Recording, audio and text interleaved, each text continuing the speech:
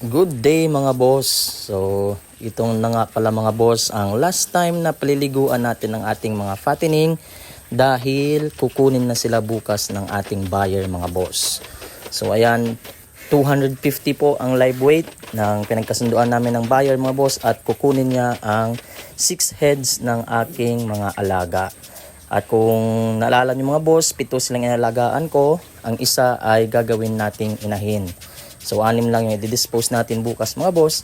Hopefully ay maganda yung mga weight na makukuha nila mga boss. At okay na rin yung 250 na live weight mga boss. Ayan. So sa inyo mga boss, sa area ninyo, magkano na nga ba yung live weight ng inyong mga baboy dyan mga boss? Kasi dito sa amin, Buruanga and Malay siguro is 250 mga boss.